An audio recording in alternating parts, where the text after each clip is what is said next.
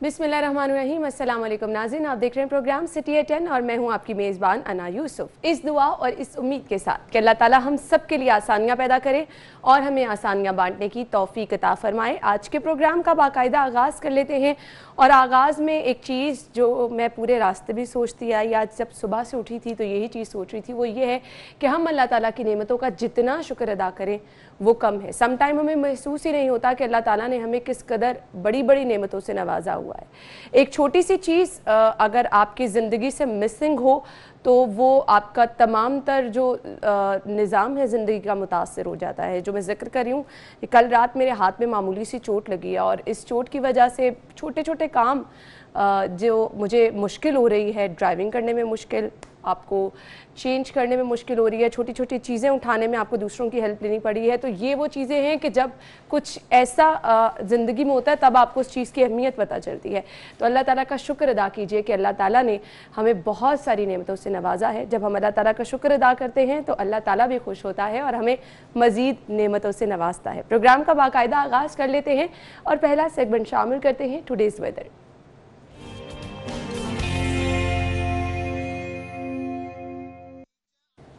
जुनेद रियाज ने हमें ज्वाइन किया है। जुनेद, बताइए वेदर अपडेट्स क्या हैं, मौसम कैसा रहेगा आज?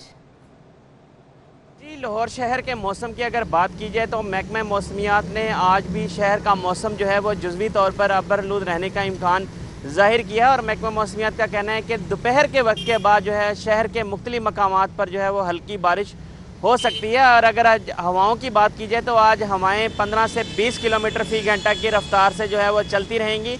और अगर दर्जा हरारत की बात की जाए तो आज ज़्यादा से ज़्यादा दर्जा हरारत जो है वो 31 डिग्री सेंटीग्रेड तक जाने का इम्कान है, जबकि सुबह के वक्त कम से कम दर्जा हरारत जो है वो 26 डिग्री सेंटीग्रेड रिकॉर्ड किया गया है। और इसी तरह अगर हवा में नमी के तनासब की बात की जाए तो सुबह के वक्त हवा में नमी का तनासब 85% रिकॉर्ड किया गया है, जबकि शाम के वक्त हवा में नमी का तनासब जो है वो 75% तक जाने का इम्कान है। और महकमा मौसमियात का कहना है कि आज दोपहर के वक्त के बाद जो है बादल और सूरज की आंख मचौली का सिलसिला जारी रहेगा और शहर के मुख्तलिफ मकामात पर मौसम अबरआलूद रहने की वजह से जो है वह शहर के मुख्तलिफ मकामात पर बारिश जो है वो हो सकती है। और महकमा मौसमियात ने आइंदा 2 रोज़ तक जो है वह शहर का मौसम जुज़वी तौर पर अबरआलूद रहने के साथ वक्फे वक्फे से बारिश का इम्कान जाहिर किया है।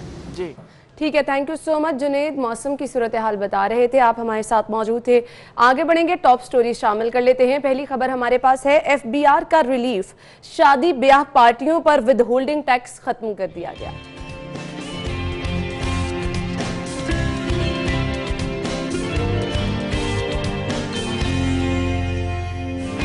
किफायत शारी के दावे गलत निकले, बुजदार सरकार ने 2 साल के दौरान 930 नई गाड़ियां खरीदी।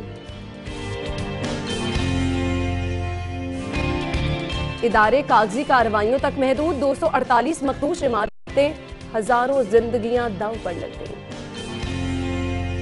बादामी बाग ट्रक अड्डा मसाइल की अमाजगा, जगह जगह गंदगी और कूड़ा करकट।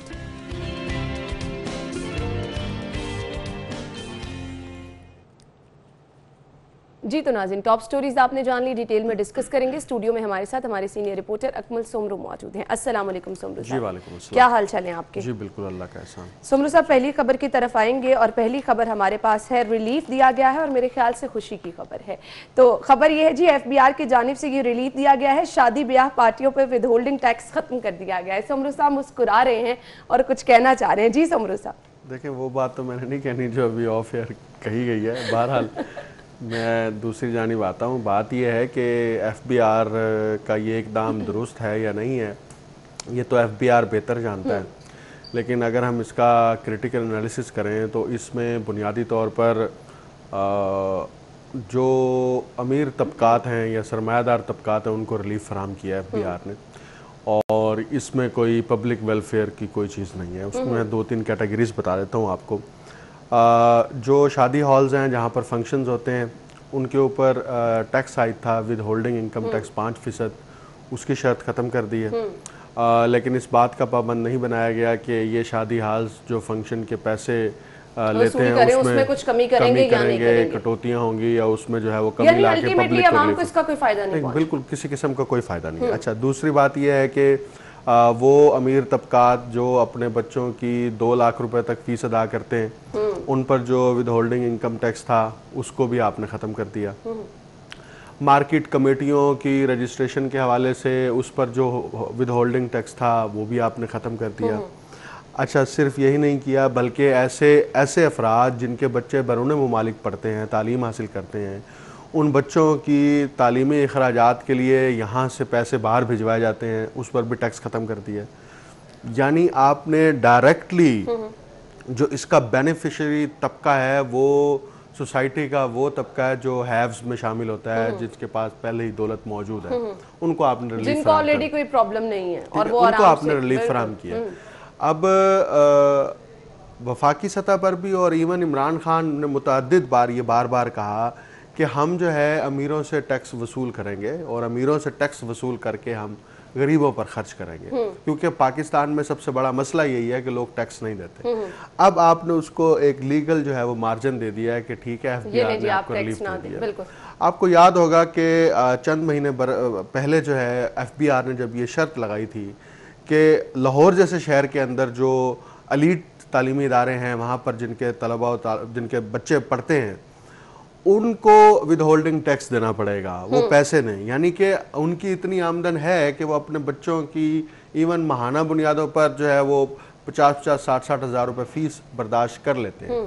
तो इसका मतलब है कि उनके पास पैसे हैं, वो अपनी उस इनकम के ऊपर टैक्स दें, वो टैक्स आपने रिलीफ दे दिया। अच्छा, ये मुख्तलिफ इसकी कैटेगरीज हैं जहाँ पर विद होल्डिंग टैक्स ख़त्म किया गया। अब इसका नुकसान क्या होगा अगर आप तज्जिया करें, यानी कि आपको चाहे मिनिमम लेवल पर भी एक रेवेन्यू कलेक्शन का एक नया सोर्स आपने बनाया था, आपने वो सोर्स ख़त्म कर दिया। मुल्क पहले ही डेफिसिट में है, बिल्कुल ऐसे ही। अमीर तबकात जो है वो पहले ही टैक्स नहीं देते, उनके ऊपर यही इल्ज़ाम है कि वो टैक्स नहीं देते। हर हुकूमत जो है वो उनको जकड़ने की कोशिश करती है और अल्टीमेटली वो तबकात जो है बेनिफिशरी तबकात में शामिल हो जाते हैं। अब FBI ने लीगली तौर पर उनको जो है वो बेनिफिट प्रोवाइड कर दिया है और इसका पब्लिक वेलफेयर के साथ कोई ताल्लुक नहीं है। मैं दो बातें और कर दूं। देखिए, वो तालीमी इदारे जो महंगी तालीम दे रहे हैं, प्राइवेट तालीम, चाहे वो स्कूल्स हो, कॉलेजेस हो, यूनिवर्सिटीज़ हो, उन्होंने अपने आप को टैक्स से बचाने के लिए एज ए ट्रस्ट रजिस्टर्ड कराया होता है और एज ए ट्रस्ट रजिस्टर्ड करा के जो उनका फीस का मैकेनिज्म होता है वो फॉर प्रॉफिट होता है, नॉन प्रॉफिट नहीं होता। और खुद अपनी तालीमी इदारे के बाहर या प्रोस्पेक्टिस या हर जगह पे लिखते होते हैं कि हम फॉर नॉन प्रॉफिट हैं, हम एक ट्रस्ट हैं, यानी कि हम तालीम के मैदान में खिदमत कर रहे हैं, लोगों को तालीम फराहम कर रहे हैं। लेकिन असूल देखें तो हमें इसके बरक्स नताइज नज़र आते हैं या हकाइक नज़र आते हैं। वो टैक्स भी नहीं दे रहे, वहाँ पर जो अमीर तबकात के बच्चे तालीम हासिल करते हैं उनका भी विद होल्डिंग टैक्स आपने ख़त्म कर दिया।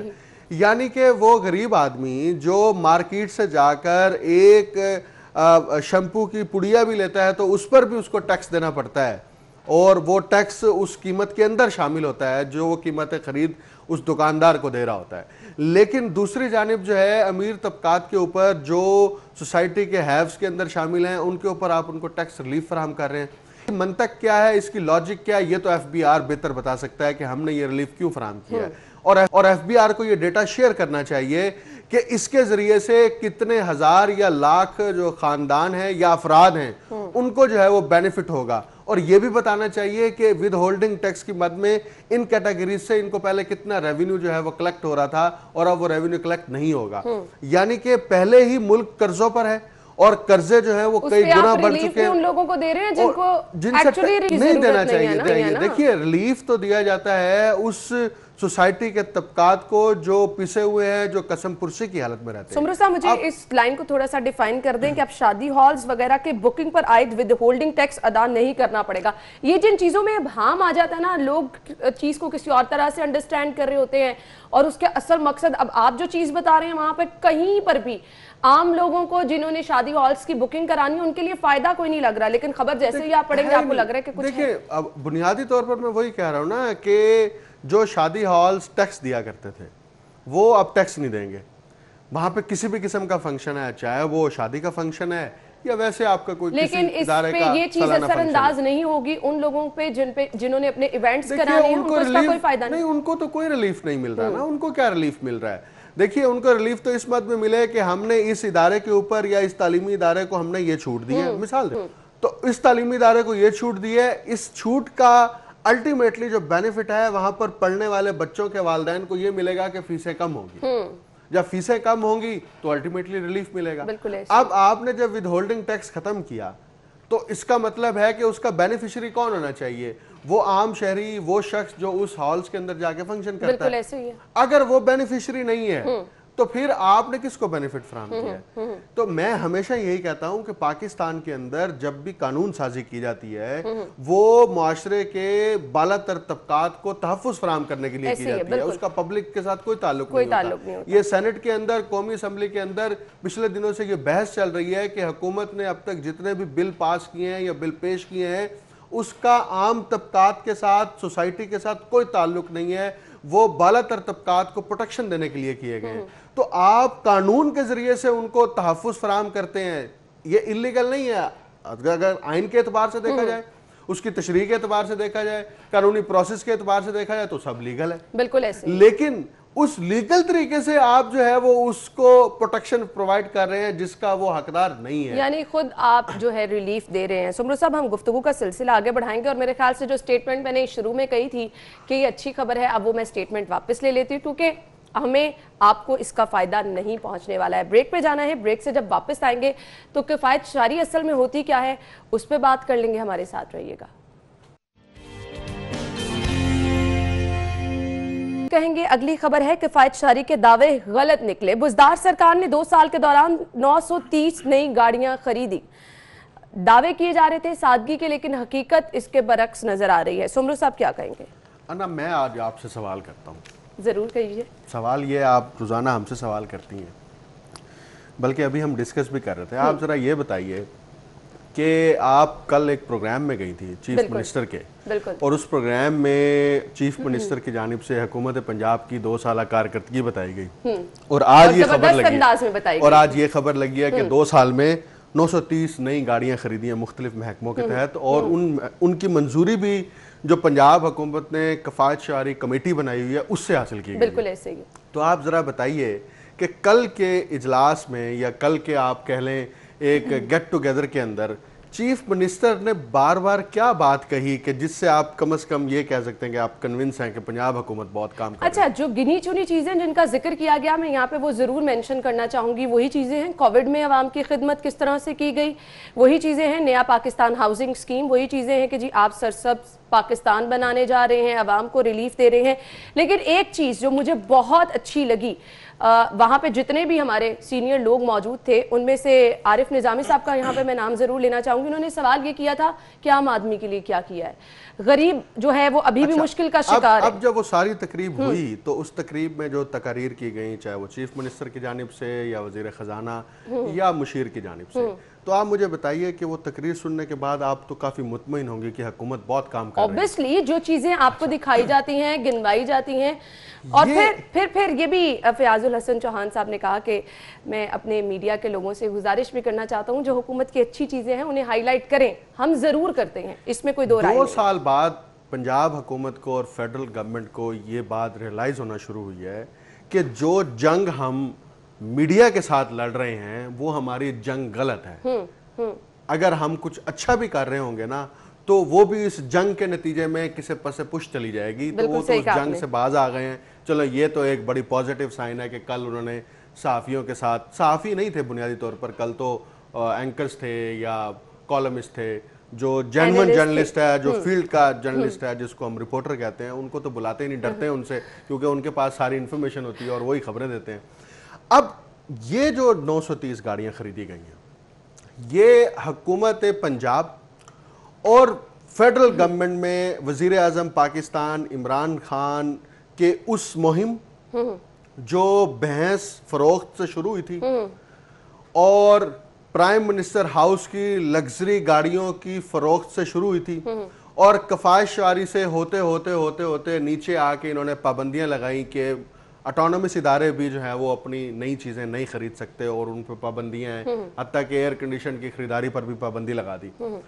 और अब जो है ये रिपोर्ट सामने आ रही है कि जनाब एक तरफ तो आप पब्लिक के सेंटिमेंट्स के साथ खेले हैं ना आप कि हम जो है पब्लिक की मनी को बचा रहे हैं हम उसको बचा के सही कामों में लगा रहे हैं। और अब रिपोर्ट ये सामने आ रही है कि नहीं जनाब, आप जो है वो लग्जरी गाड़ियां खरीदते रहे हैं। 230 लग्जरी गाड़ियां खरीदी हैं कि पंजाब के अंदर 230 लग्जरी गाड़ियां बुज़दार सरकार ने खरीदी हैं। और सिर्फ यही नहीं बल्कि तर्जमान तो वाज़े तौर पर कह रहे हैं कि जनाब इसकी हमने अप्रूवल ली है उस कमेटी से, जिस कमेटी का काम यही है कि उसने बताना है कि पैसे क्या कहां से बचाने हैं। तो आप देखिए कि पंजाब हुकूमत जो है एक तरफ कहती है हम पब्लिक के पैसे को सही जगह पर इस्तेमाल कर रहे हैं। यही सही जगह है ना मेरा ख्याल में, इनके नजदीक सही तारीफ यही है कि ब्यूरोक्रेसी के ऊपर जो है वो खर्च की जाए, आपके वुज़रा के ऊपर खर्च की जाए, आपके उन महकमा जात के ऊपर खर्च की जाए जहां पर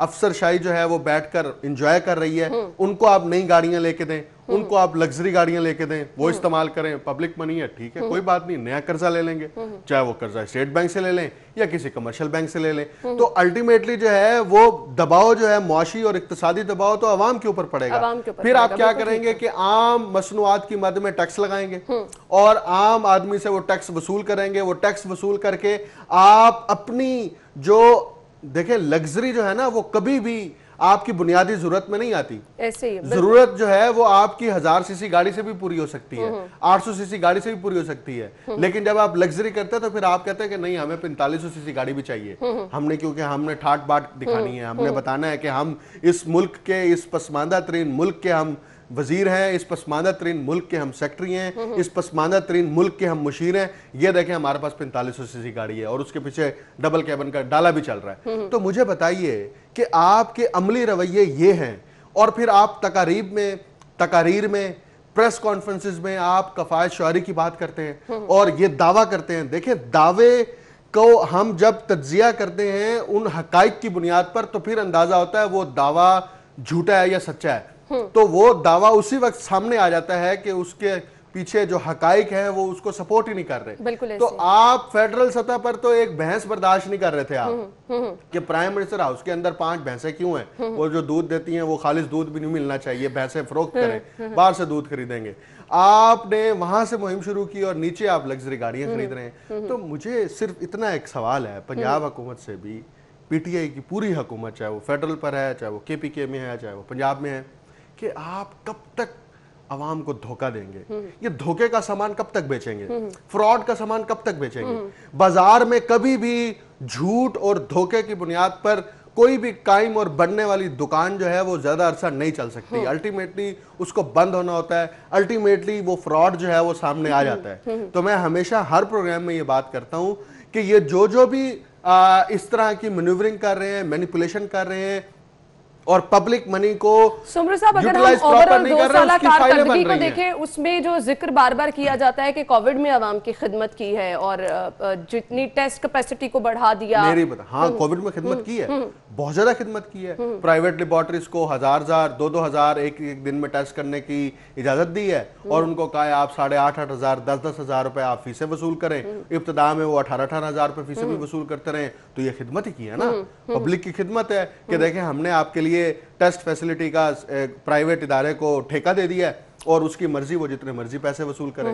यही पब्लिक की खिदमत है ना, यही खिदमत है पब्लिक की कि एक्सपो सेंटर के ऊपर जो है आपने वो 1 अरब रुपए के करीब पैसे लगा दिए और वो एक्सपो सेंटर जो है वो 3 महीने तक खाली पड़ा रहा और आप पब्लिक मनी से जो है वो पैसे खर्च करते रहे। वहां पे ना बिस्तर जो बेड्स थे ना उसके ऊपर पेशेंट्स थे। अच्छा, इस चीज का भी कल सीएम साहब ने तकरीब में जिक्र किया है कि गंगाराम हॉस्पिटल को फिर आपके म्यो हॉस्पिटल को इनहैंस करने जा रहे हैं, वहां पर फैसिलिटीज बढ़ाने जा रहे हैं।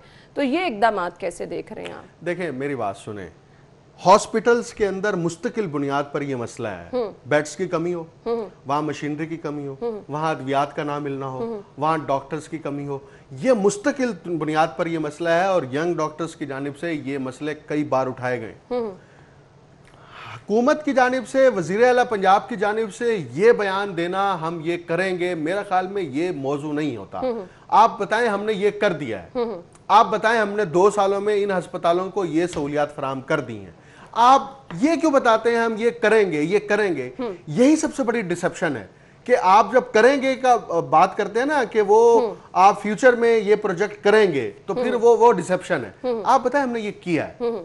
हुकूमत जब पब्लिक को रिलीफ फराहम करती है या पब्लिक को डिलीवर करती है तो उसके लिए पब्लिक उसकी विटनेस बनती है। बिल्कुल सही बात है। और जाके पब्लिक सर्वे को तो करें, सब कुछ ज्यादा नहीं चाहिए, सिर्फ बुनियादी जरूरतों की बात कर लेना, आटा दे दे, बुनियादी जरूरतों की बात कर, आटा दे दे सस्ता। इस मुल्क के अंदर जिसकी गंदुम अपनी है, ज़रई मईशत है, ज़रई मईशत का दावा भी किया जा रहा है। देखिए, ज़रई मईशत होने के बावजूद, गंदुम के अंदर खुद कफील होने के बावजूद आपकी गंदुम की कीमत जो है वो 75 रुपए फी किलो आटा आपका चला गया है, आपको उससे कुछ सरोकार ही नहीं है।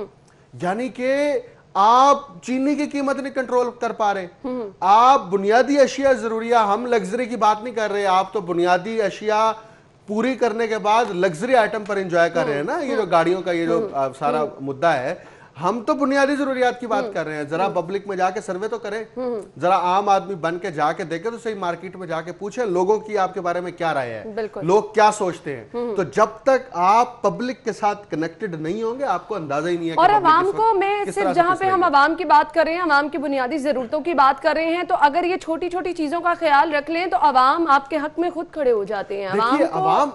अवाम देखिए ऑब्वियसली आपके न सिर्फ हक में खड़ी होती है बल्कि आपको डिफेंड करती है। बिल्कुल ऐसे ही है। आपके वो कारकुन, आपके वो वर्कर जो पिछले 18-20 साल से आपको सपोर्ट कर रहे थे वो पीछे हट गए। आपके वो डाई हार्ड किस्म के वर्कर जो अलल ऐलान कहते थे जो मर्जी हो जाए हम पीटीआई के साथ खड़े हैं, वो पीछे हट रहे हैं। तो आपको ये सोचना होगा, मुझे लगता है कि ये अगले इलेक्शन में अगर इनकी यही कारकर्दगी रही आइंदा 3 साल भी, तो अगले इलेक्शन में ये खुद इस हद तक नताइज खौफनाक आएंगे। मुझे लगता है इनकी खुद की ना सिर्फ नींदें हराम नहीं होंगी बल्कि इनको अंदाजा होगा हमारे साथ हुआ क्या है। बिल्कुल आपने पब्लिक जो है वो उठा के बाहर फेंक देगी और इनको समझ ही नहीं आएगी कि हमारे साथ क्या हुआ है। फिर इनको पकड़ेगी नैब, फिर इनको पकड़ेंगे एंटी करप्शन वाले, फिर इनको पकड़ेंगे दीगर इदारे। आगे चले गए हैं। मैं आपको सही देखिए, मैं आपको इसलिए ही कह रहा हूँ कि आप ये ना शायद ख्वाबों की दुनिया में रहते हैं कि अपने दफ्तर में बैठकर ये जो कुछ भी करते हैं उसकी फाइलें नहीं बन रही, उसकी डुप्लीकेट फाइलें भी बन रही हैं, असल फाइलें भी बन रही हैं। खैर, बस अवाम की यहाँ पे हम बात कर रहे हैं, अवाम को रिलीफ देना हुकूमतों की, रियासत की ही जिम्मेदारी होती है। तो खुदारा अवाम को रिलीफ दीजिए, अवाम के लिए कुछ बेहतर कीजिए ताकि अवाम भी आपका साथ दे। सो नाज़रीन, ब्रेक लेंगे, ब्रेक के बाद आपको दोबारा से ज्वाइन करेंगे, हमारे साथ रहिएगा। ब्रेक के बाद आपको एक बार फिर से खुश आमदीद कहेंगे और अगली खबर की तरफ जाएंगे। अगली खबर हमारे पास है जी, शहर में मखदूश इमारतों के हवाले से इदारे कागजी कार्रवाइयों तक महदूद हैं। 248 मखदूश इमारतें, हज़ारों जिंदगियां दाव पर लग गई हैं। दातागंज बख्श जोन में 145, शालामार में 10, अजीज भट्टी टाउन में 62, समनाबाद जोन और इसमें रावी जोन भी शामिल है। बार बार हम देखते हैं जब मॉनसून की आमद से कबल तैयारियां की जाती हैं उसमें इस चीज को मेंशन सुमरू साहब किया जाता है कि मखदूश इमारतें हैं, और हर साल ये होता है। हर साल हम देखते हैं छतें गिरने के अफसोसनाक वाक़े भी पेश आते हैं। तो बार बार इस चीज की निशानदही का जब कोई फायदा ही नहीं है तो फिर इस पर निशानदही क्यों की जाती है? देखिए, अमूमी तौर पर कागजों के या फाइलों के पेट भरने के लिए ये काम किए जाते हैं, लेकिन ये बहुत सीरियस मैटर है कि शहर के अंदर 248 इमारतें हैं। अगर एक इमारत के अंदर आप औसतन 5 अफराद भी रख लें, घर की अगर हम बात और सुमरू साहब, एक इमारत को नुकसान नहीं ना पहुंचता, उसके इर्द गिर्द वाली इमारतें। हम अभी बता रहे हैं कि 248 में से अगर हम सिर्फ रिहायशी जगहों की बात करें तो एक जगह पे 5 लोग भी रह रहे हैं, तो आप उसको 248 से मल्टीप्लाई कर लें तो ये 1000 से ऊपर ये फिगर चली जाती है। यानी कि आप देखिए कि इतने लोगों की जिंदगी बरह रास्त खतरे में है, इतने खानदानों की जिंदगी बरह रास्त खतरे में है, और उस खतरे का हुकूमत को कोई सरोकार नहीं है कि इसके क्या नुकसानात हो सकते हैं।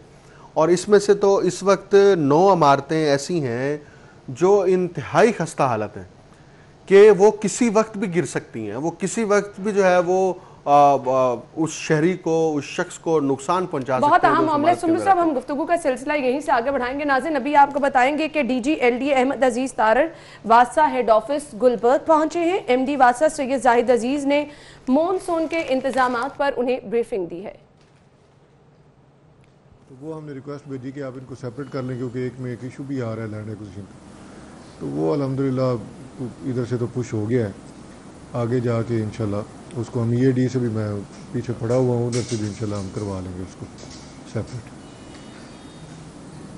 मैं 1 मिनट, ये उनका ना फ़ोन आ रहा है, मैं हेलो जी, अस्सलाम वालेकुम जी मैडम, क्या हाल है आपकी, खैरियत से? जी मैं ठीक ठाक हूँ। DGLD अहमद अजीज़ तारर वासा हेड ऑफिस पहुंचे हैं। गुलबर्ग वासा हेड ऑफिस के मनाजर आप मुलाहजा कर रहे हैं। MD वासा सैयद जाहिद अजीज़ मॉनसून पे इंतजामात क्या किए गए हैं, DGLD को इस हवाले से ब्रीफिंग दे रहे हैं, क्योंकि मॉनसून में बारिशें जो हैं वो रिकॉर्ड देखी जा रही हैं और मुख्तलिफ इलाकों में बारिश होती है, नकासी आपके दावे किए जाते हैं। इस पर इस मीटिंग का इन्नेकाद किया गया है और ब्रीफिंग दी जा रही है। DGLDA अहमद अजीज़ तारर वासा हेड ऑफिस गुलबर्ग में मौजूद हैं। MD वासा सैयद जाहिद अजीज़ मॉनसून के हवाले से उन्हें ब्रीफिंग दे रहे हैं। आगे गुफ्तगू का सिलसिला बढ़ाएंगे और हम बात कर रहे हैं शहर में मखदूश इमारतों के हवाले से। सुमरू साहब मुझे बताइएगा, रिस्पॉन्सिबिलिटी किसकी है? देखिए, मेट्रोपॉलिटन कॉरपोरेशन की रिस्पॉन्सिबिलिटी है, क्योंकि वो बरह रास्त ये रिपोर्ट्स बनाती है, सर्वे करती है। उसकी ये जिम्मेदारी है कि वो इन इमारतों को खाली कराए, इन इमारतों को गिराना है, इनके खिलाफ जो कार्रवाई करनी है वो करे, लेकिन मुझे लगता है वो तो निशानदेही भी नहीं करते हैं। इंसानी जिंदगी नहीं, निशानदेही इन्होंने की है। इंसानी जिंदगी की कीमत का कोई भी मुकाबिल नहीं हो सकता। कोई नहीं मुल्क आप बर वक्त जब कोई कार्रवाई कर लेते हैं, इकदामात उठा लेते हैं, तो वो एक इंजीनियर्ड किस्म की जो एक मौत वाक़ई होती है, आप उससे बच जाते हैं। बाकी जिंदगी तो अल्लाह ताला के हाथ में है, उसमें हम उसको कुछ भी नहीं कर सकते। लेकिन हमारी ये जिम्मेदारी है, इदारों की ये जिम्मेदारी है कि जिस बात की निशानदेही हो चुकी है कि इस इमारत में रिहाइश पजीर अफराद को जो है वो खतरा है, क्योंकि इमारत कभी भी गिर सकती है, चाहे वो तेज बारिश की सूरत में हो या वैसे मौसम की ज़्यादा सख्ती की वजह से उसकी छत गिर सकती है। वो इमारत गिरने से शहरियों को ज़िंदगी जो है वो ख़तरे में पड़ सकती है, तो उस पर कार्रवाई करनी चाहिए। 248 इमारतें हैं जो शहर के अंदर हैं। ये हम पूरे पंजाब की बात नहीं कर रहे, पूरे पाकिस्तान की बात नहीं कर रहे। आप उसके ऊपर कार्रवाई करें, उनको गिराना है उनको गिरा दें, उनको उनकी रेनोवेशन करानी है। ये एक बहुत बड़ा स्टेप है ना। आप रिहायशी कहाँ जाएंगे आप जब तक उन्हें कुछ मुतबादिल फराहम नहीं करेंगे? वही बात कर रहा हूँ ना। आपने उसकी मुरम्मत करानी है, उसकी मुरम्मत कराएं। आपने उसको गिराना है, उसको गिराएं। अब मेंशन ये किया गया है कि कुछ इमारतें तो ऐसी हैं जो कि रहने के काबिल भी नहीं है। मैं वही बात कर रहा हूँ कि मानसून के अंदर अभी जो है मुख्तलिफ वाकयात में जो छतें गिरी हैं इमारतों की, उसमें 12 लोग जहाँ बाक हो चुके हैं। यानी कि अभी रिसेंट की ये सिचुएशन आपके सामने है कि 12 लोग अपनी ज़िंदगी इस वजह से हार गए कि वो जिस जगह पर रहते थे वो खस्ता हालत इमारत थी, और वो जब गिरी तो वो अपनी ज़िंदगी दे बैठे। हुकूमत का काम क्या है? ये होता है पब्लिक रिलीफ। पब्लिक रिलीफ ये नहीं है कि आप अपनी जिंदगी को पुरतायुश बनाने के लिए जो है वो अवाम के पैसों से खरीदारी करें, अवाम के पैसों से जो है वो अपनी अयाशियां करें। ये पब्लिक रिलीफ नहीं है। पब्लिक रिलीफ ये है कि आप एक चीज ये भी मेंशन करना चाहूंगी, हर चीज अगर हुकूमत पे डाली जाए, अब जिन जिन की ये जिम्मेदारी है उनसे भी तो किसी ने पूछना है ना। देखें, हुकूमती दायरा है ना। मेट्रोपॉलिटन कॉर्पोरेशन कोई खला में तो नहीं है, वो कोई इस पाकिस्तान की धरती से बाहर तो नहीं है, यहीं पर है। उनको तनख्वाहें मिलती हैं, उनको पैसा मिलता है, वो फंड्स कलेक्शन करते हैं, वो टैक्स कलेक्ट करते हैं। देखिए, वो टैक्स कलेक्ट करते हैं, वो इमारतों से टैक्स लेते हैं। देखिए मेरी बात सुने, प्रॉपर्टी टैक्स नहीं दिया जाता? बिल्कुल दिया। हर साल प्रॉपर्टी टैक्स देते हैं लोग, चाहे एक दुकान वाला हो चाहे घर वाला हो, वो प्रॉपर्टी टैक्स भी देता है। वो उस घर के अंदर इस्तेमाल होने वाली बिजली गैस उसके ऊपर भी टैक्स देता है। तो वो टैक्स किस लिए वसूल किया जाता है? कि आप उनको रिलीफ भी तो फराहम करें। अब अगर वो खस्ता, मुझे बताएं कोई भी शख्स अपनी जिंदगी को दाव पे लगा के, किसी का दिल नहीं करता, मुझे बताएं वो उसके दिल पे क्या गुजरती होगी। वो तो रोजाना पता नहीं क्या क्या सोच कर सोते होंगे कि सुबह पता नहीं जिंदगी होगी या नहीं होगी, सुबह पता नहीं क्या होगा क्या नहीं होगा। उस घर में छोटे बच्चे रहते हैं, उस घर में खवातीन रहती हैं। आप उन सबको आपने दाव पर लगाया हुआ है। ये हुकूमत को चाहिए, वज़ीर-ए-आला पंजाब को चाहिए, इस पर फौरी तौर पर डायरेक्शन जारी करें। इनको जैसे भी रिलीफ फराहम करना है, चाहे मुरम्मती काम है, चाहे मुस्मार करने का काम है, जो भी करना है इसको बर वक्त करें, इससे पहले कि मजीद कीमती जाने जो हैं वो चली जाएं और फिर हम बाद में सिर्फ अफसोस करते हैं और उसके बाद ये कह दिया वही ना कि आप इतना इमदादी पैकेज दे देंगे, वो ऑल्टरनेट नहीं होता। इंसानी जिंदगियों का कोई नेमुल बदल नहीं है। और फिर जिस तरह के पहले भी मैंने मेंशन किया कि ये सिर्फ एक इमारत को नुकसान नहीं पहुंचता है, इर्द गिर्द वाली इमारतें भी इससे जो है मुतासर होती हैं और हम अक्सर देखते हैं कि राहगीर इस जद में आकर जो है वो भी मुतासर हो जाते हैं। तो ये वो चीज़ें हैं जिन पे फौरी नोटिस लेने की ज़रूरत है, इनको फौरी तौर पर इस पे अमल भी होना चाहिए, सिर्फ निशानदही करना मैटर नहीं है। अगली खबर की तरफ जाएंगे। अगली खबर हमारे पास है जी, बादामी बाग ट्रक अड्डा मसाइल की आमाज का बन गया, जगह जगह गंदगी कूड़े के ढेर लगे हैं। क्या कहेंगे सोमरू साहब? देखिए, ये जब से ये हुकूमत आई है ना, तो ये शहर के अंदर बड़ा सीरियस इशू है। लाहौर के हवाले से दीगर शहरों से आने वाले लोग जब यहाँ आते रहे हैं 2 साल पहले भी या अब भी आते हैं, वो ये बात कहते रहे कि लाहौर में मेरे ख्याल से कभी किसी ने कभी सोचा भी नहीं। मैं वही बात कर रहा हूँ कि सफाई के एतबार से शहर को मिसाली बना दिया गया था। और बहरहाल ये शहबाज शरीफ हुकूमत की बहुत हद तक हम उसको क्रेडिट देते हैं कि वो इस हवाले से सख्ती किया करते थे। और LWMC हो या दीगर कंपनियां हो, उनकी ये रिस्पॉन्सिबिलिटी होती थी कि वो सुबह भी जो है वो वहाँ से कूड़ा उठाएंगे, रात को भी वहाँ से कूड़ा उठाएंगे। अब सूरत हाल ये है कि कई कई दिन तक वहाँ से कूड़ा उठाया ही नहीं जाता। तो वो फिर क्या नतीजा होता है, वहाँ पे ताफुन फैलता है, वहाँ पे गंदगी जमा होती है। और शहर में ऐसी बहुत सारी जगह ऐसी हैं जहाँ पर तालीमी इदारों के सामने, स्कूल्स कॉलेजेस के सामने जो है वो कूड़े के कंटेनर रखे होते हैं और वहाँ पर लोग कूड़ा फेंक रहे होते हैं और 2-2, 3-3 दिन तक वहाँ से कूड़ा उठाया नहीं जाता। अब ये जो जगह है ये कारोबारी मरकज़ है, यहाँ पे तिजारत भी होती है, यहाँ पे ख़रीदो फरोख्त भी होती है। वहाँ पर जो है अगर आप सफाई के इंतज़ामात नहीं करेंगे, मुतलका इदारा कार्रवाई नहीं करेगा, मुतलका इदारे के जिन लोगों की ड्यूटी है वो गाड़ियाँ लेके जाके वहाँ पे सफाई नहीं करेंगे, तो उसका नुकसान किनको होगा? वहाँ पे कारोबार करने वाले लोगों को, वहाँ से गुजरने वाले लोगों को, और अल्टीमेटली जो है वो उनके मईशत के ऊपर जो है उसके मनफी असरात मुरतब होंगे।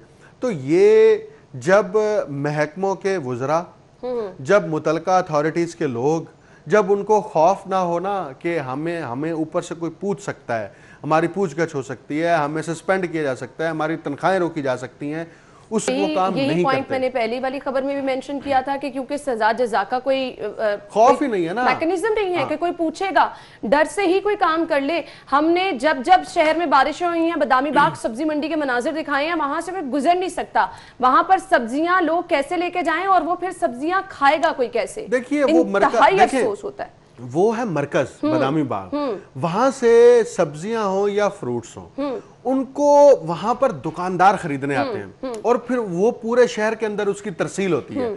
अब उस मरकज का ये हाल है, तो मुझे बताइए उसका इम्पैक्ट। उस मरकज का ये हाल है और उसके इस हाल के जिम्मेदार कौन है? जो शहर लाहौर के करता धरता है। डीसी साहब ने कभी वहां पर जाके कोशिश ही नहीं की होगी हालात देखने की, तो ये हालात बेहतर कैसे होंगे? तो जब तक जिनकी जिम्मेदारी है अफसरान अपने ठंडे कमरों में बैठे रहेंगे, हालात जूं के तू रहेंगे। ब्रेक के बाद आपको ज्वाइन करते हैं, हमारे साथ रहिए।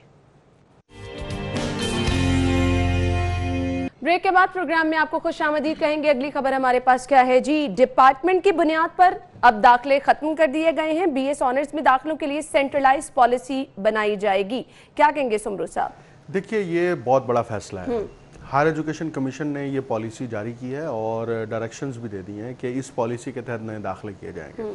अभी जो नए दाखिले शुरू होंगे तो वो इसी पॉलिसी के तहत होंगे कि अब यूनिवर्सिटियों को ये इख्तियार हासिल नहीं होगा कि उनके डिपार्टमेंट्स की सतह पर मेरिट लिस्टें बने और उनके डिपार्टमेंट्स जो हैं वो तय करें कि हमने अपना आखिरी मेरिट क्या रखना है, या डिपार्टमेंट के चेयरमैन को ये इख्तियार हासिल हो कि वो एक्स्ट्रा करिकुलर की बुनियाद पर, स्पोर्ट्स की बुनियाद पर जो है या फिजिकल अपीयरेंस की बुनियाद पर दाखिले कर सकें।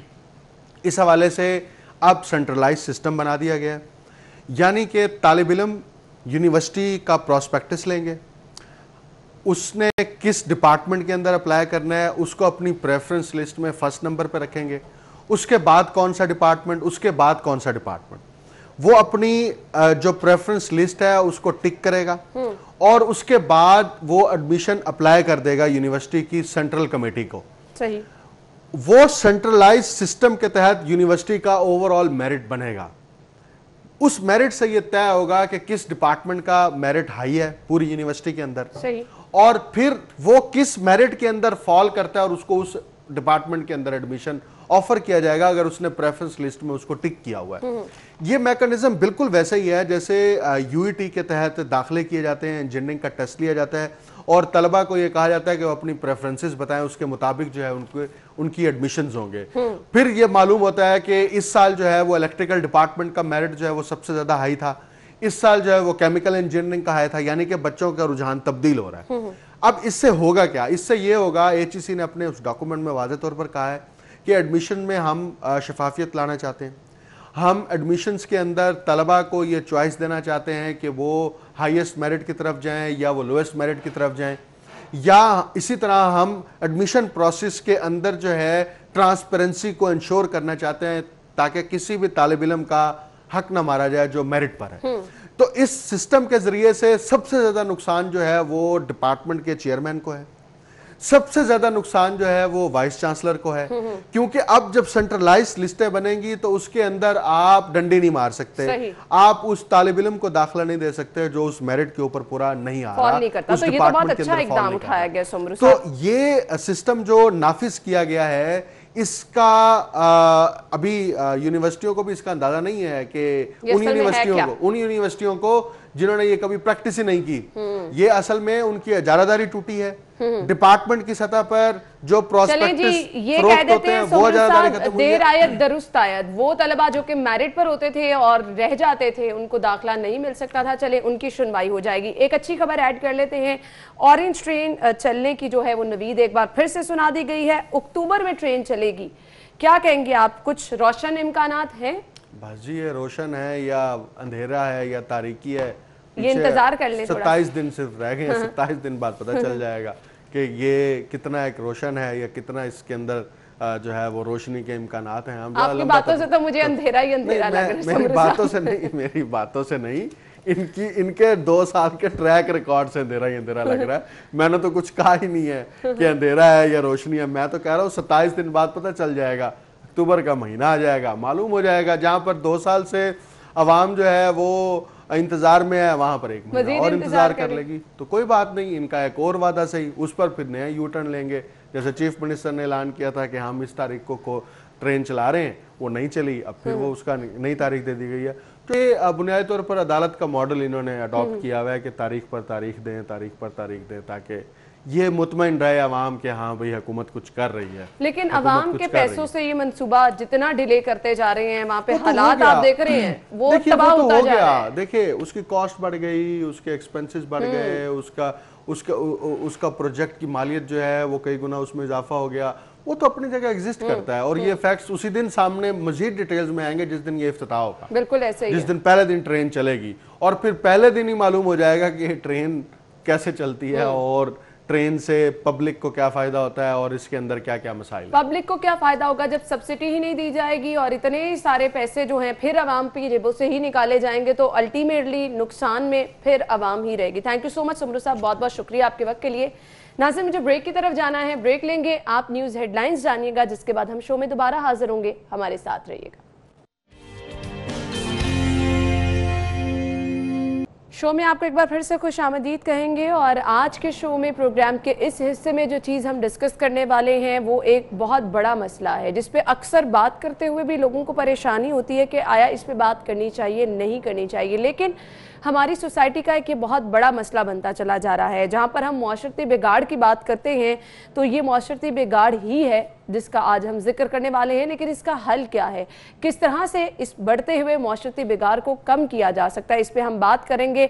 हैरेसमेंट इश्यूज़ पे आज हम बात करने वाले हैं जिसका बहुत सारे लोगों को सामना रहता है। स्कूल, कॉलेजेस, राह चलते हुए कहीं पर भी, दफातर में भी ये मसले बहुत ज़्यादा बढ़ते चले जा रहे हैं। वजह क्या है, कैसे इसको ओवरकम किया जा सकता है, इस पे बात करेंगे। स्टूडियो में हमारे साथ हमारे मेहमान मौजूद हैं, मोटिवेशनल स्पीकर, उस्तादों के उस्ताद हैं कासिम अली शाह साहब, खुशामदीद कहेंगे। अस्सलाम वालेकुम। वालेकुम सलाम जी, क्या हाल चाल है मेरी बहन? मैं बिल्कुल ठीक ठाक हूँ, बहुत बहुत शुक्रिया आपके कीमती वक्त के लिए। सबसे पहले आज के टॉपिक के हवाले से क्या कहना चाहेंगे?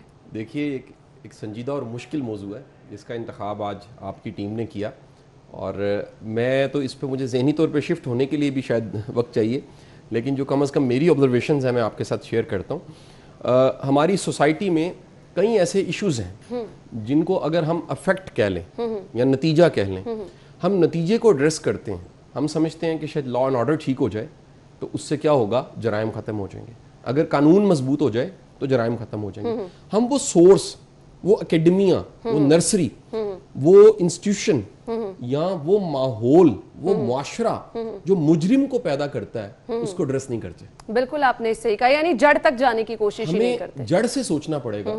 हरासमेंट इश्यूज सवाल है कहाँ नहीं है। वो ममालिक जहाँ हरासमेंट इश्यूज नहीं है, हम कहते हैं जी वहाँ पर कानून बड़ा सख्त है। कानून सख्त होने के साथ साथ आप ये देखिए कि लोगों में फ्रस्ट्रेशन के सोर्स नहीं है। आपके इस माशरे में फ्रस्ट्रेशन बढ़ाने के जराए इतने ज्यादा है। सही कह रहे हैं आप। उसमें कल्चर बजाते खुद बीमार है। और कुछ तो जराए ऐसे हैं कि हमें पता भी नहीं कि ये फ्रस्ट्रेशन बढ़ाने का जरिया बन रहा है हमारे लिए। हम हमारे यंगस्टर्स, हमारे बच्चे, वालदैन, स्कूल, यूनिवर्सिटीज, प्रोफेसर, मेंबर, हम सबको एड्रेस करना चाहिए कभी कि वो फ्रस्ट्रेशन जो हम इस यूथ को दे रहे हैं, इस माशरे में पैदा कर रहे हैं, वो फ्रस्ट्रेशन शायद 12 करोड़ यूथ के अलावा बूढ़ों में भी है। बिल्कुल सही कह रहे हैं। वो औरतों में, मर्दों में किसी न किसी शक्ल में वो फ्रस्ट्रेशन मौजूद होगी, नजर आएगी। और उसकी सबसे बुनियादी वजह ये है कि आपके इस माशरे में जो बंदे का पोटेंशियल और एनर्जीज हैं वो चैनलाइज नहीं होती। मिसाल लीजिए, मेरे पास आज पूरे दिन का स्केड्यूल है, मैंने शाम तक काम करना है। बिल्कुल। फर्ज करते हैं कि सिटी 42 के ऑफिस पे एंट्री पे मेरे साथ किसी ने बदतमीजी की, मैं क्या करूंगा? मैं इग्नोर करूंगा। बिल्कुल। क्यों इग्नोर करूंगा? क्योंकि मेरे पास करने को काम बढ़े। वो सिर्फ आप ही करेंगे इग्नोर, और कोई इग्नोर नहीं करेगा। ये भी आप मेरे से लिखवा लें। होता क्या है कि क्योंकि करने को काम नहीं होते, पर्पसफुल लाइफ नहीं होती, आप अपनी एनर्जीज को चैनलाइज नहीं करते। अल्लाह के बंदो, बच्चों से पाक छीन लिए, स्कूल की असेंबलीज छीन ली, एक्स्ट्रा करिकुलर एक्टिविटीज छीन ली, आप उनको मोर्चों में बंद करके पढ़ा रहे हो, और फिर उम्मीद करो वो बीगो नहीं खेलेंगे, फिर उम्मीद करो वो टिकटॉकर्स नहीं बनेंगे, फिर उम्मीद करो कि वो फ्रस्ट्रेशन का शिकार होकर गलत रास्ते पे नहीं चलेंगे, फिर उम्मीद करो कि FIA के केसेस नहीं बढ़ेंगे, फिर उम्मीद करो कि हरासर्स नहीं बढ़ेंगे, ब्लैकमेलर्स नहीं बढ़ेंगे। कैसे होगा? आपके इस सारे माशरे में वो हेल्दी एक्टिविटीज स्पोर्ट्स की शक्ल में, एक्स्ट्रा करिकुलर की शक्ल में, और सबसे बढ़ के वो कथारसिस के कुदरती सोर्स जो अल्लाह ने पैदा किए हैं, वालदैन की शक्ल में, बुजुर्गों की शक्ल में, सोशलाइज होने में, इकट्ठा रहने में, बातचीत करने में, वो छीन लिया। वो छीन लिया है। कासिम अली शाह साहब, मैं इस तरफ ही आना चाह रही हूँ। मुझे ये बताइएगा, ये सब चीज़ें एक तरफ, बिलाशुबा हम अगर अपने शहर में देखें, ना कहीं पे कोई ऐसे स्पोर्ट्स ग्राउंड है, कुछ भी ऐसा नहीं है कि नौजवानों को कोई ऐसी एक्टिविटी मिले कि वो जाएं और अपना टाइम जो है वो स्पेंड कर सकें। ये जो हरासमेंट के इशू हैं, ये जहनी कैफियत क्या है, घर का माहौल इस पे कितना डिपेंड करता है? वो लोग जो कि दूसरों को तनकीद का निशाना बना रहे होते हैं, अपने घर में वैसे लोग भी मौजूद होते हैं लेकिन आपको नजर नहीं आ रहे होते, उसको आप ओन करने को तैयार नहीं होते। ये किस तरह का जहनी तासुर है हमारा? एक मूवी का सीन है, चंद सेकंड्स मिनट्स में मैं बयान करता हूँ एक समझाने के लिए। एक बच्चा बालकोनी पे लटका, पूरा मोहल्ला इलाका शोर मचा रहा, बचाओ बचाओ। उस सारे मॉब में एक स्मार्ट सा लड़का खड़ा, और वो स्मार्ट से लड़के ने अपनी जैकेट उतारी और उसके बाद वो भागता हुआ पाइप के जरिए उस बच्चे तक पहुंचा, उसने हैंग किया, उसको अपने बाजू पे लटकाया और नीचे उतर आया। सबने क्लैप किया, बच्चा बच गया। पूछा तुमने कैसे किया? उसने कहा जी मैं आर्मी में हूँ, मैं कमांडो हूँ, छुट्टी पे आया हुआ था। अच्छा। मेरे लिए रूटीन मैटर है। क्यों? उसके बैकग्राउंड में वो ट्रेनिंग मौजूद है जिसकी वजह से ये आम सी बात है उसके लिए, लोगों के लिए आम बात नहीं है।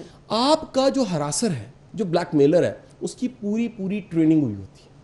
वो ट्रेनिंग उसको माहौल से मिलती है, वो उसको जायज़ ख्वाहिशात पूरी ना होने की वजह से मिलती है, उसको स्नब करने की वजह से, उसको डांट की वजह से, इंसल्ट की वजह से।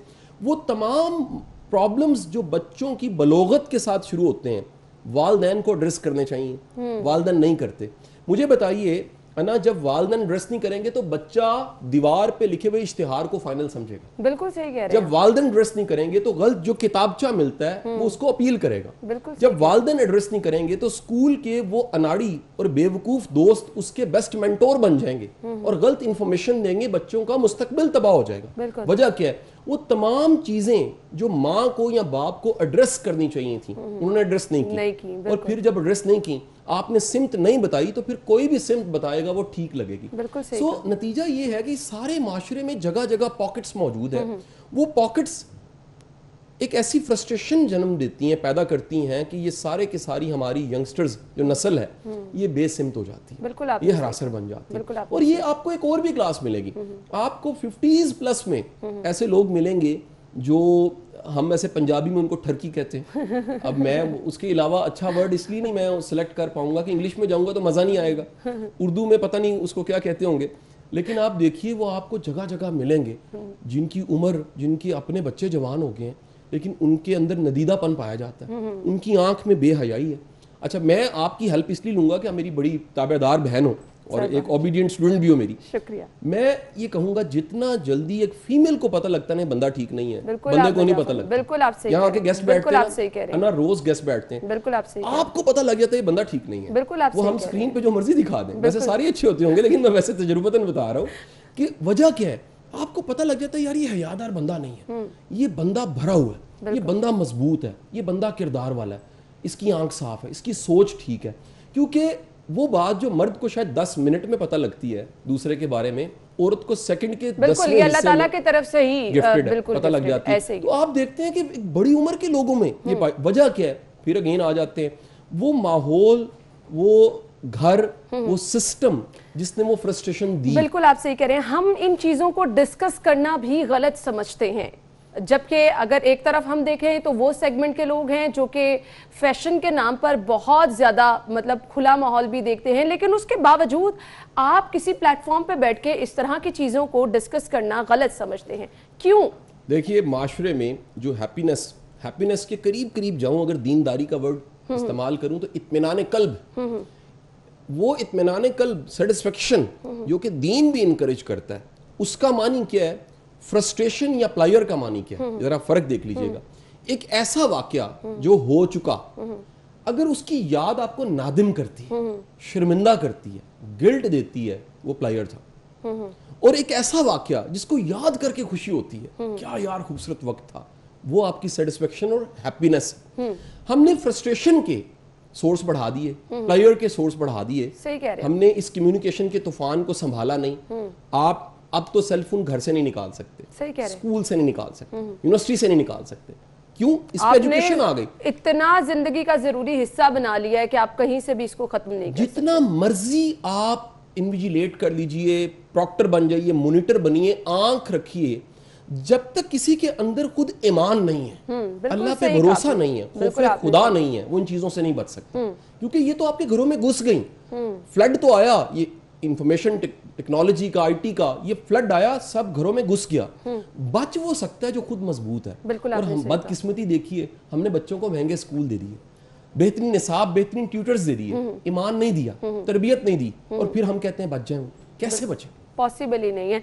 ये सोशल मीडिया का किरदार, इस पे आप क्या देखते हैं? हम हर चीज़ कहते हैं कि जी पॉजिटिव अगर है तो नेगेटिव उससे ज़्यादा देखी जा रही हैं, तो ये आज के हमारे टॉपिक पे आप सोशल मीडिया का किरदार क्या देखते हैं? देखिए, सोशल मीडिया जब भी टेक्नोलॉजी को आप लेते हैं तो टेक्नोलॉजी मकसद नहीं होता, मकसद के साथ टेक्नोलॉजी जुड़ती है। सही कहा। अदरवाइज अगर आपका मकसद नहीं और आप टेक्नोलॉजी की तरफ गए तो टेक्नोलॉजी हाईजैक कर लेती है। देखिए, मेरे पास बेहतरीन गाड़ी हो, मैंने कहीं जाना नहीं है तो वारागर्दी है, बिल्कुल। लेकिन मैंने जाना है और बदतरीन सवारी है तो मेरा सफर शुरू हो जाएगा, मैं मुसाफिर बन जाऊंगा, आवारागर्द नहीं बनूंगा। इस टेक्नोलॉजी की तरफ आप आगे बढ़ते हैं, ये इबादत है अगर मकसद के साथ है, नीयत अच्छी है, इससे आपने कोई बड़ा काम करना है, इससे कोई मिशन वाला काम करना है, आपके पास मकसद नहीं है, ये हाईजैक कर लेगी। बूढ़े बूढ़े बाबे पूरा दिन बैठ के चैट करते रहते हैं, और वो जिस लड़की से करते हैं वो बाद में काला मोटा लड़का निकलता है, इजी लोड करा करा के थक जाते हैं। इससे बड़ी फ्रस्ट्रेशन आपको माशरे में क्या मिलेगी? सही कह रहे हैं, बिल्कुल सही कह रहे हैं। मुझे ये बताइएगा कि बहुत सारे ऐसे हमने नाखुशगवार वाकयात भी देखे हैं, बहुत सारे लोग ज़रूरत के लिए जॉब लड़कियां कर रही हैं और इस तरह के वाकयात का शिकार बन जाती हैं, घरों में बैठ जाती हैं, फाकों तक नौबत आ जाती है, और कुछ तो ये हरासमेंट इश्यूज़ की वजह से लड़कियों ने अपनी ज़िंदगी तक जो है वो भी ख़त्म कर दी है। तो हम बजाय इसके कि इस चीज़ को ख़त्म करें, ये चीज़ें बढ़ती चली जा रही हैं, किस तरह खत्म किया जा सकता है? कोई हल भी है इसका? देखिए, एक गुजारिश करूं, और ये बड़ी मुश्किल और संजीदा गुजारिश है, और मेरी इस गुजारिश को, इस दरखास्त को जिंदगी में को टेस्ट कर ले और आके फिर पलटे 8-10 साल बाद और कहे शाह साहब आपने गलत कहा था। गुजारिश ये कि आपके सामने गुनाह का मौका है या मजबूरी आ गई है, अल्लाह पे भरोसा करके ना कीजिए, भूखे रह लीजिए, फाका काट लीजिए, वो वक्ती तंगी अल्लाह आपका भरम रखेगा, ढेरों दे देगा, जबरदस्त। लेकिन बाज रस्तों के अंजाम पहला कदम होते हैं। सही कहा आपने। सिर्फ कदम उठाने की देर होती है, उसके बाद स्लिप होता है और बंदा वापसी का रास्ता नहीं ले सकता। मैं बीइंग अ काउंसलर कोच बड़ा अरसा मैंने काम किया, इन आंखों के साथ मैंने फटे सर देखे हैं जो हमारी बच्चियां दीवारों पे मार के आती हैं कि सर किधर जाएं, गिल्ट इतना, शर्म इतनी है, किस रास्ते के मुसाफिर हुए। जानते हैं फ्रॉड की डेफिनेशन क्या होती है? फ्रॉड की डेफिनेशन ये होती है किसी को ऐसा सफर शुरू करवाना जिसका अंजाम ना बताया हो, बिल्कुल एंड ना बताया हो कि लेकर कहां जाना है। तो बड़े इश्क मुआशके, बड़ी चीजें इब्तदा होती हैं और बाद में ब्लैकमेलिंग पे एंड होता है। बड़ी चीजों की इब्तदा बड़ी एक अच्छी सी डेट से होती है, कॉफी के कप पे बेहतरीन किस्म की ब्राउनी से होती है, और अंजाम बाद में एक ब्लैकमेलिंग वीडियो पे होता है। ये इतना बढ़ गया है, आपके स्कूल्स, आपके कॉलेज, आपकी यूनिवर्सिटियां ढेर लगा पड़ा है, और अगर इसको इस वक्त आप एड्रेस नहीं करते, मैं कहता हूं इससे बड़ी बदकिस्मती क्या होगी यार। आपकी कौम में सबसे बड़ा नशा पोर्न वीडियोस का पाया जाता है, ये माफी के साथ कह रहा हूं। जो इस नशे की लत है वो शायद हीरोइन से बाकी चीजों से ज्यादा खतरनाक है, और जिस मुल्क की यूथ का ब्रेन इन चीजों में इंडल्ज हो गया वो तो सिमत खत्म हो गई। मजाइल गाइडेड हो गए, यूथ गाइडेड नहीं है। तो हमें इसको एड्रेस करना पड़ेगा। ये वालिदैन करें, ये एजुकेशन सिस्टम करे, स्टेट के जिम्मेदारान करें, ये बोलने वाला मेंबर पे वो भी करे कि अगर हमने इसको एड्रेस ना किया ये 4th 5th जनरेशन वॉर उड़ा के रख देगी। बिल्कुल आपने हम 22 करोड़ अगर खुदा ना खास्ता बेसिमत हैं तो मुल्क खत्म हो जाएगा, मुल्क खत्म हो जाएगा। बिल्कुल ऐसा ही है। कासिम अली शाह साहब, क्या मैसेज देना चाहेंगे देखने वालों को? देखिए, मेरी गुजारिश ये है, इस मोबाइल फोन से ज्यादा इंटरेस्टिंग अम्मा की कंपनी क्यों नहीं है? इस मोबाइल फोन से ज्यादा इंटरेस्टिंग बाप की कंपनी क्यों नहीं है? इस मोबाइल फोन से ज्यादा इंटरेस्टिंग हमारी नानी दादी क्यों नहीं है? हमने बच्चों को दूर किया, इनके हवाले कर दिया और खुद भी मोबाइल पकड़ के चैट शुरू कर दी। हमें पता नहीं है पास बैठा बच्चा वो किस दुनिया में गर्क हो रहा है, दुनिया खराब कर रहा है, आकबत खराब कर रहा है। आपके रसूल ने यह भी दुआ कही कि अपने बच्चों की आकबत की दुआ भी कीजिए खैर की, अल्लाह ताला उन्हें जहन्नुम की आग ना बनने दे, ये भी दुआ की। तो खुदारा अपनी नस्लों को ये जहन्नुम की आग बनने से बचा लीजिए। और ये सिर्फ और सिर्फ वालिदैन ही कर सकते हैं। अपने बच्चों को वक्त दीजिए, यही इसका वाहिद हल है। थैंक यू सो मच, बहुत बहुत शुक्रिया कासिम अली शाह साहब आपके वक्त के लिए। नाज़रीन, ब्रेक लेंगे, ब्रेक के बाद आपको दोबारा ज्वाइन करेंगे, हमारे साथ रहिए।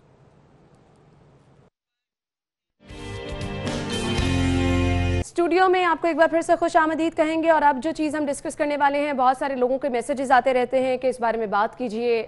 स्किन से रिलेटेड बहुत सारी ख़वातीन के साथ साथ मर्द हजरात भी परेशान रहते हैं कि मौसम की तब्दीलियों के असरात जो स्किन पर होते हैं उनसे कैसे बचा जा सकता है। और बहुत सारे लोगों को जो स्किन से रिलेटेड मसाइल हैं जिस पर बहुत ज़्यादा जदीद तरीका इलाज भी आ चुके हैं, लेकिन अनफॉर्चुनेटली हमें पता होने के बावजूद हम जाते हैं उन लोगों के पास जो कि सही तरह से ट्रीटमेंट भी नहीं करते हैं और फिर उसका नुकसान भी उठाना पड़ता है।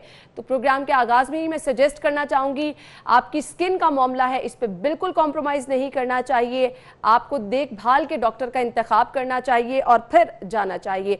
सबसे अहम मसला मौसम की तब्दीली, बरसात का ये मौसम है, चिपचिपाहट चेहरे पे बहुत ज्यादा हो जाती है। बहुत सारे लोग जानना चाह रहे हैं कि इससे कैसे बचा जा सकता है। आप लोगों के ही मसाइल हैं जो कि आप लोग हमें बताते रहते हैं टाइम टू टाइम, उनको हम डिस्कस करेंगे। स्टूडियो में हमारे साथ हमारे मेहमान मौजूद हैं, उनका तारुफ मैं आपके साथ कराना चाहूँगी। डॉक्टर हारून नबी, जिनको आप सभी लोग बहुत अच्छी तरह से जानते हैं, डर्मेटोलॉजिस्ट हैं, कॉस्मेटोलॉजिस्ट हैं और स्किन के मसाइल बहुत अच्छी तरह से बताते हैं कि कैसे हल करने हैं। तो उन्हीं से जान लेते हैं। अस्सलाम वालेकुम डॉक्टर साहब, क्या हाल चले डॉक्टर साहब? बिल्कुल ठीक, आप कैसी? बिल्कुल ठीक ठाक, थैंक यू सो मच, आपके वक्त का बहुत बहुत शुक्रिया।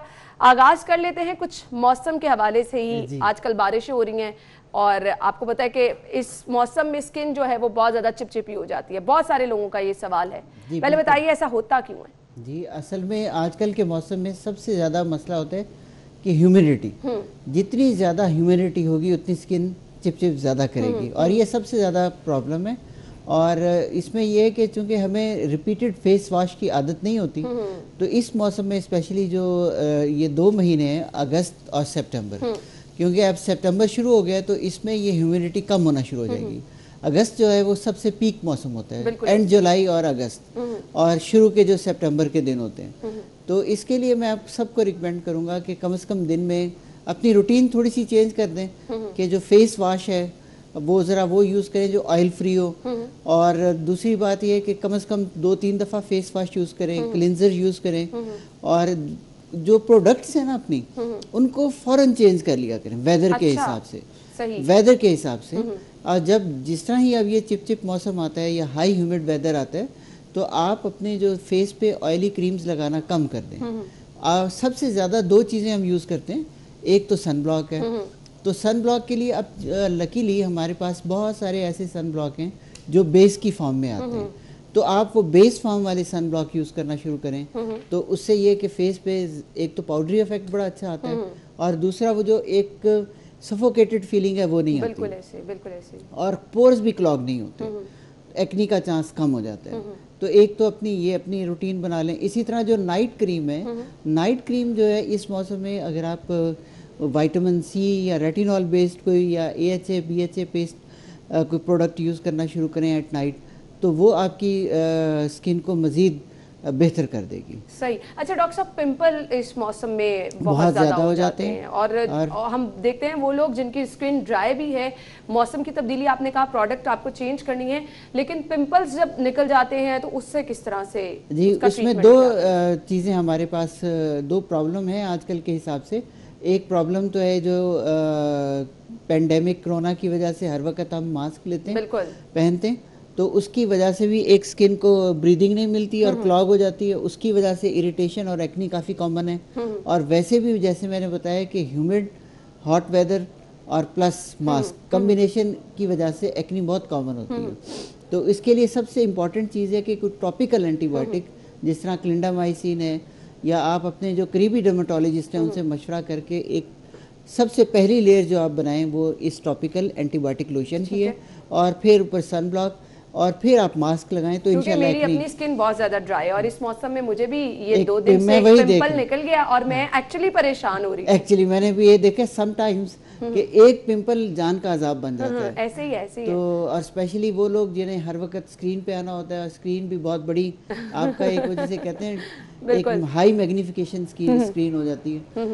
तो इसलिए जो है ना, आप सबको यही मेरी रिकमेंडेशन है कि सबसे पहले आजकल जो आपने लेयर लगानी है वो एंटीबायोटिक लोशन, फिर उसके ऊपर अपनी सन ब्लॉक की बेस, और फिर जो आप मेकअप करती हैं तो वो यूज़ कर लें। सही। डॉक्टर साहब, आपने क्लिनजिंग कहा कि करनी चाहिए, तो क्लिनजिंग बहुत सारे लोग जो हैं वो रूटीन में नहीं करते हैं, क्या सजेस्ट करना चाहेंगे? क्लिनजिंग ज़रूरी कितनी है हर रोज़ करना? इस मौसम में मेरा ख्याल है कि करनी चाहिए।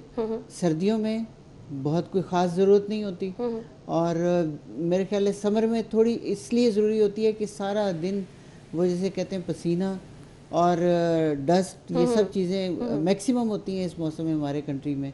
तो इसको जो है ना आपने ज़रूर क्लिनजिंग इन 2 मौसमों में ज़रूर करनी चाहिए, वंस अ डे।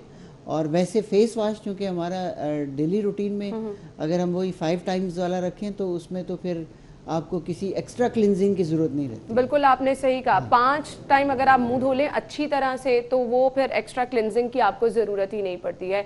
एक टॉपिक जो बार बार आप लोगों ने जिसको कहा था उसको तो हमने डिस्कस कर लिया कि किस तरह से आपने इस मौसम में अपनी स्किन को महफूज रखना है। एक बहुत अहम चीज़ लेज़र ट्रीटमेंट बहुत सारे लोग कराते हैं, तो लेज़र ट्रीटमेंट के हम देखते हैं बहुत सारे लोग जो है नताइज भी भुगतते हैं और बुरे नताइज भुगतते हैं। असल में ये लेज़र ट्रीटमेंट है क्या, इसके जदीद तरीकाकार क्या है, इस पे हमने बात करनी है। ब्रेक के बाद हमारे साथ रहिएगा।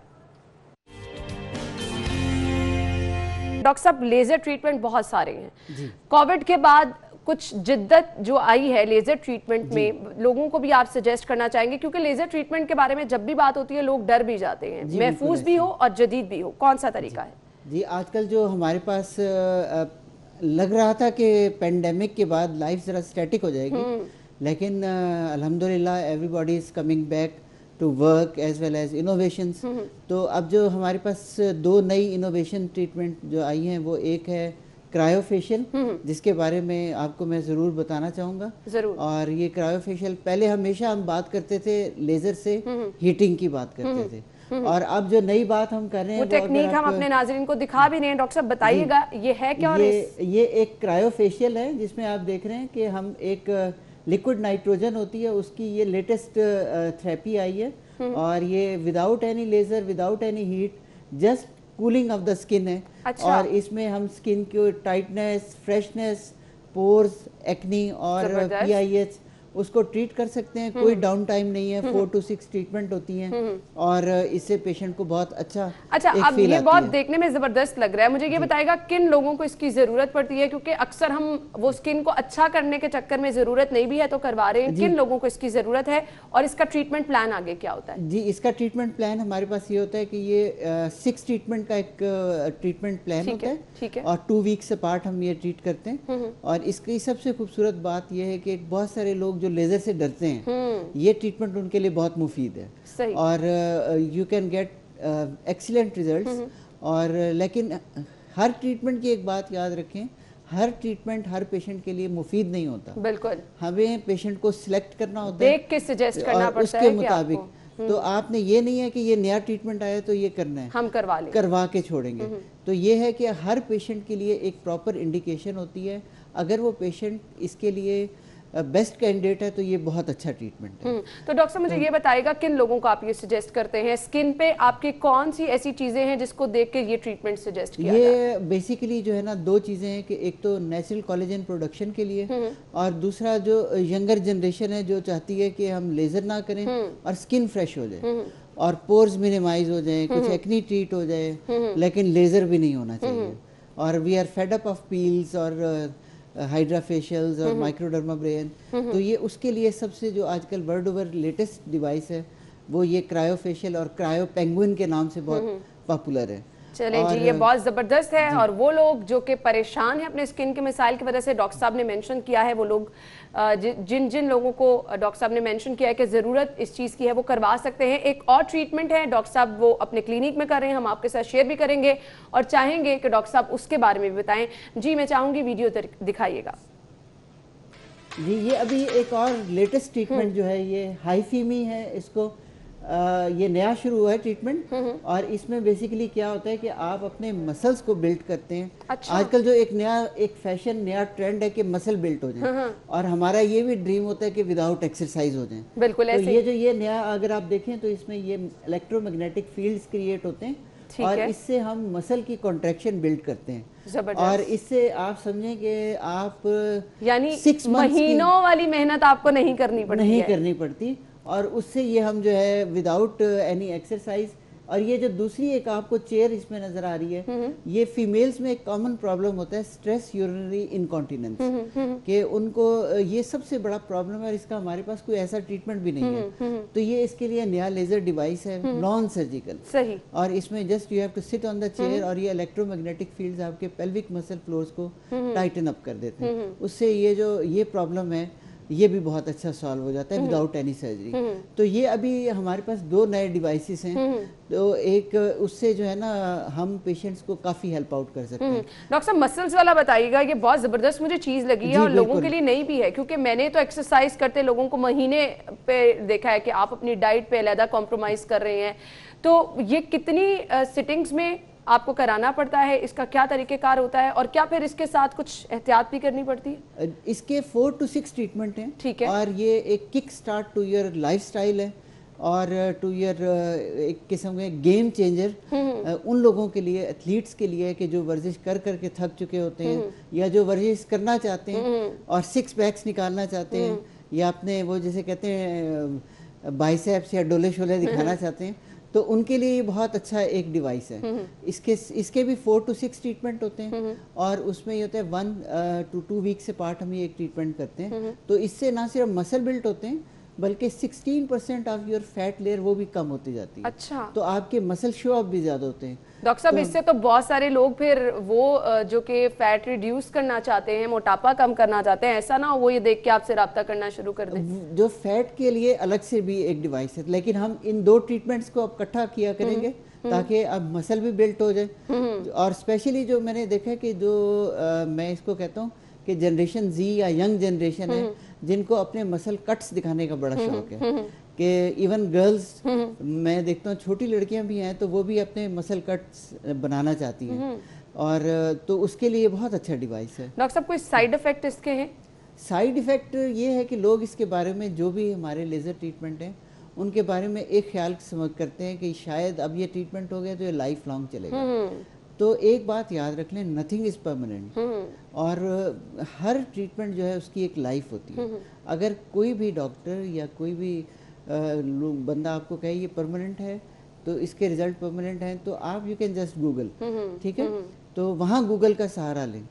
तो आपको ये बात पता होना चाहिए कि हर चीज़ को मेंटेन करना पड़ेगा। अगर आपने ये एक दफ़ा मसल बिल्ड कर लिए हैं, तो नेक्स्ट स्टेप में आपने क्या करना है कि खुद रेगुलर जिम जाना शुरू करें, ताकि जो आपने अपने कट्स या मसल मास अचीव किया है उसको अब लाइफ लॉन्ग मेंटेन करें। इसी तरह ही अगर आपने जो दूसरी चीज़ जिस तरह है कि फ़ैट लेयर अपनी कम की है, तो फैट लेयर को आपने कम हमेशा लाइफस्टाइल चेंज के साथ, यानी अपने डाइट कंट्रोल, डाइटिंग मैं कभी रिकमेंड नहीं करता, मैं कहता हूँ कि डाइट कंट्रोल, वो जिस तरह एक हमारी टर्म आजकल स्मार्ट लॉकडाउन है, इसी तरह के स्मार्ट डाइट प्लान, सही, ठीक है, सही, उससे अपनी फैट को मेंटेन रखना। तो ये दो चीज़ें। और तीसरा जो प्रॉब्लम है, जो मैं हर किसी को ज़रूर फीमेल्स में स्पेशली जो मैं उन्हें कहूँगा कि 40s में और 50s में होती हैं, उनके लिए सबसे बड़ा एक प्रॉब्लम होता है कि यूरिन की ड्रिबलिंग, क्योंकि उनमें ब्लैडर ज़रा वीक हो जाता है, मसल्स वीक हो जाते हैं, और रिपीटेड चाइल्ड बर्थ्स हमारे इधर काफ़ी कॉमन है, और प्रोलॉन्ग लेबर्स और डिलीवरीज की वजह से ये होता है कि जो ब्लैडर है वो वीक हो जाता है, और हमारे पेल्विक फ्लोर जो फीमेल्स के होते हैं उनके मसल्स भी वीक हो जाते हैं। ऐसे तो उसके लिए ये जो लेज़र है, तो ये एक बिल्कुल लेटेस्ट इनोवेशन है कि विदाउट सर्जरी और विदाउट एनीथिंग कि उनकी क्वालिटी ऑफ लाइफ बड़ी बेहतर हो जाएगी। क्वालिटी ऑफ लाइफ बेहतर हो जाती है। डॉक्टर साहब, मैसेज भी एक आपका चाहिए। दूसरा, बहुत सारे लोग ये जब जदीद चीज़ें देखते हैं तो अनफॉर्चुनेटली उन लोगों के पास चले जाते हैं जो कि सही ट्रीटमेंट भी नहीं करते और सिर्फ दावे करते हैं। बेस्ट डॉक्टर का इंतखाब, क्योंकि ये बहुत सेंसिटिव मामलात हैं, ज़रूरी कितना है? बहुत ज़्यादा ज़रूरी है, बहुत ज़्यादा ज़रूरी है, क्योंकि ये आपकी स्किन का मसला है ना।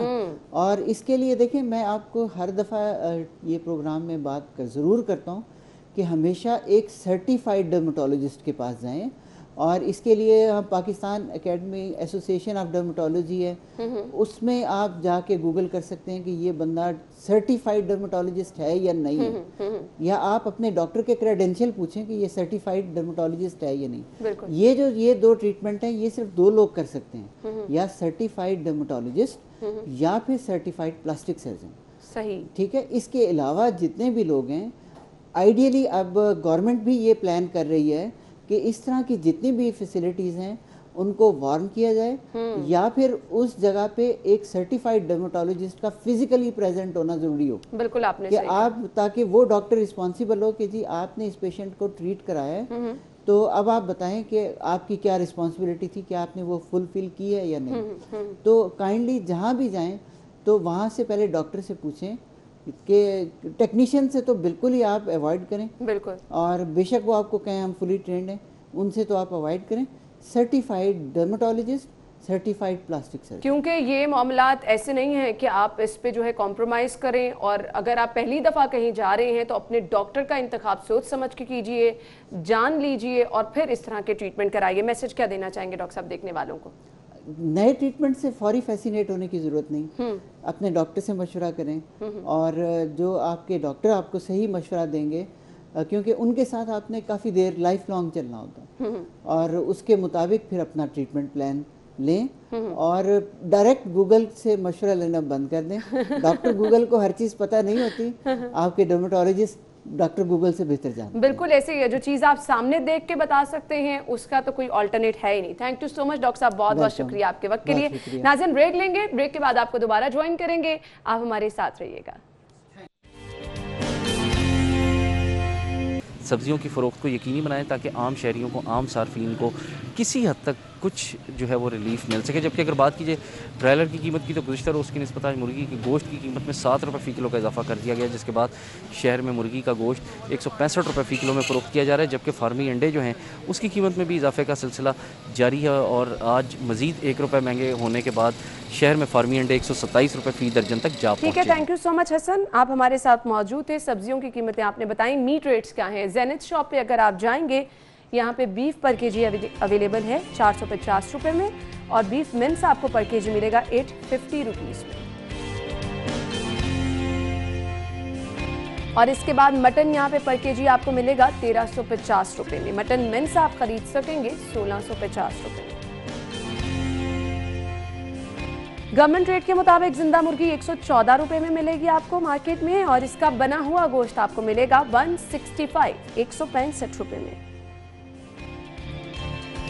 और इसके बाद शामिल कर लेते हैं एग रेट्स क्या हैं। रिटेल प्राइस है हमारे पास 127 रुपये दर्जन में आप अंडों की खरीदारी कर सकेंगे। और इसके बाद अगर आप होलसेल पे जाएंगे, होलसेल पर 126 रुपये दर्जन में आप अंडों की खरीदारी कर सकेंगे। और इसके बाद जी गोरमे पे अगर आप जाएंगे तो यहाँ पर 125 यानी 125 रुपये दर्जन में आप अंडों की खरीदारी कर सकेंगे। और अब शामिल करेंगे अगला सेगमेंट बचत बाजार।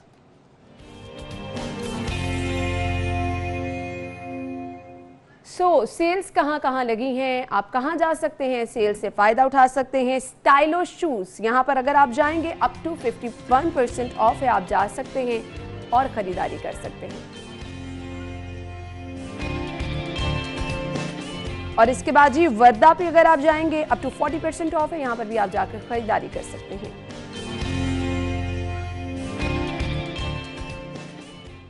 कारफोर अगर आप जा रहे हैं तो प्रमोशन पर क्या चीज़ें अवेलेबल हैं वो मैं आपको बताऊंगी। सबसे पहले गर्ल्स स्कूल बैग्स हैं और स्कूल खुलने वाले हैं, सभी को ज़रूरत भी होगी। रिटेल प्राइसेस की है जी 1069 रुपये और प्रमोशन पर मिलेगा आपको 799 रुपीज़ में, और इसको आप इस पर आप 280 रुपीज़ बचा सकेंगे।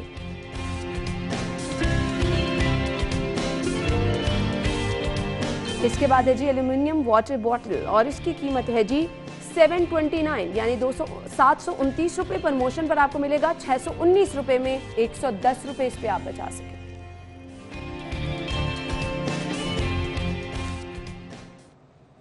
सेल्स और प्रमोशन आपने जान ली। इसी के साथ ही प्रोग्राम का वक्त अपने इख्तिताम को पहुंचा है। अपना बहुत सारा ख्याल रखिएगा, मुझे दुआओं में याद रखिएगा। इंशाल्लाह कल सेम टाइम पर आपसे फिर से मुलाकात होगी।